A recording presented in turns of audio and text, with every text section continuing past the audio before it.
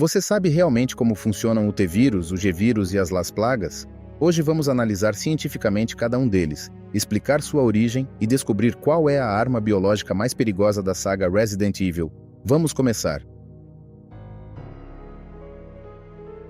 Tudo começa com o T-vírus, o grande responsável por transformar o mundo de Resident Evil no pesadelo que conhecemos. Ele nasceu nos laboratórios da Umbrella, a partir do progenitor, numa tentativa desesperada de criar o soldado perfeito, mas acabou abrindo as portas para o apocalipse. Já o G-vírus segue por outro caminho.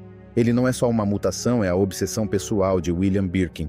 Uma descoberta que prometia evolução ilimitada, regeneração instantânea, e acabou destruindo o próprio criador. E antes de tudo isso, muito antes da Umbrella existir, já havia Las Plagas, um parasita antigo enterrado na Espanha, vivendo ali por séculos. Diferente dos vírus, as plagas são organismos completos, com inteligência coletiva e uma habilidade assustadora de dominar a mente humana.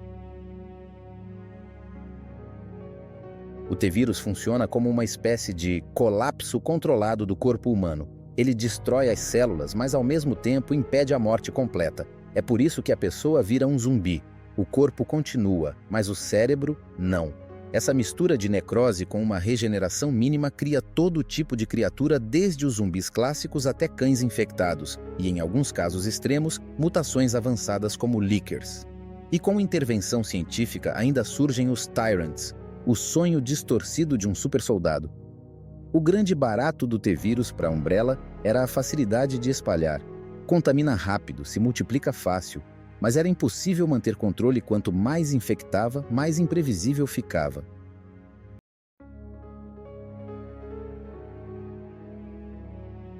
O G-vírus é outra história. Ele não quer só transformar alguém, ele quer evoluir. O corpo do hospedeiro simplesmente não para de se adaptar, regenerar e mudar. Birkin é o melhor exemplo disso. Cada mutação dele é consequência do próprio vírus tentando aperfeiçoar o corpo. Tanto que ele perde totalmente a consciência, vira um instinto ambulante, pura reprodução. O vírus tenta achar hospedeiros compatíveis, e quando não acha, cria aberrações deformadas. É uma arma incrível e assustadora ao mesmo tempo. Ele não morre, não para, e não fica preso numa única forma. É como lutar contra algo que está sempre um passo à frente.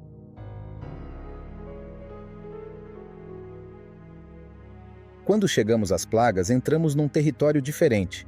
Elas não destroem o corpo, elas tomam controle dele. O hospedeiro continua forte, consciente e obediente. É uma escravidão biológica. Dependendo da variação, a plaga pode ficar escondida no sistema nervoso, manipulando tudo sem que ninguém perceba. Outras ficam expostas, criando mutações e aumentando força, reflexos e até coordenação em grupo. É por isso que aldeões inteiros conseguem agir como se fossem uma única mente. E claro, existem as formas extremas. Criaturas como o Garrador, o Verdugo e o El Gigante, onde o parasita leva o corpo humano muito além dos seus limites naturais.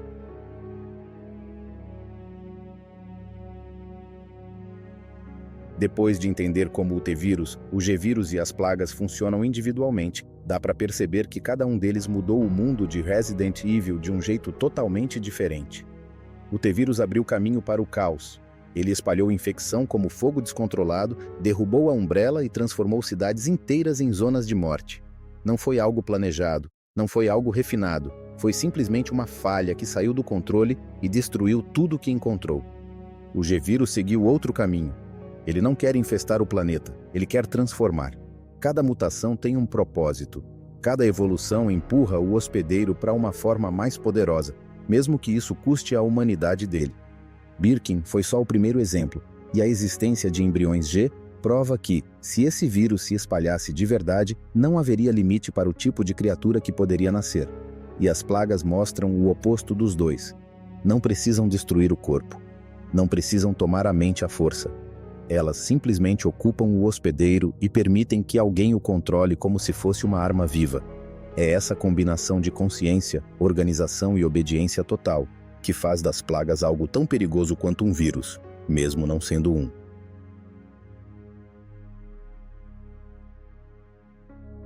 Se a gente junta tudo isso, fica claro que cada arma biológica domina um território diferente. As plagas vencem no controle. Nada se compara à capacidade delas de escravizar um hospedeiro sem tirar sua inteligência. O G-vírus domina em força e adaptação. Uma criatura G simplesmente não para, não morre e não mantém forma fixa. E o T-Vírus, ele ainda é o campeão do caos global. É fácil de espalhar, difícil de conter e perfeito para transformar cidades inteiras em zonas mortas. No fim das contas, cada uma dessas armas biológicas mostra um tipo diferente de terror. O colapso do corpo humano, a evolução descontrolada e a perda total da liberdade. Qual desses três você acha o mais assustador? E é isso, pessoal. Depois de revisitar tantos vírus, criaturas e momentos marcantes da franquia, fica claro por que Resident Evil continua tão forte até hoje. Cada ameaça, cada mutação e cada história deixam um impacto único nos fãs. Se você curtiu esse vídeo, não esquece de deixar o like, porque isso ajuda muito o canal. Se inscrever também faz toda a diferença para eu continuar trazendo conteúdos como este. Muito obrigado por assistir até aqui. Valeu pelo apoio, pelos comentários e por fazer parte dessa comunidade. Nos vemos no próximo vídeo. E lembre-se, em Resident Evil, o horror nunca acaba, apenas evolui.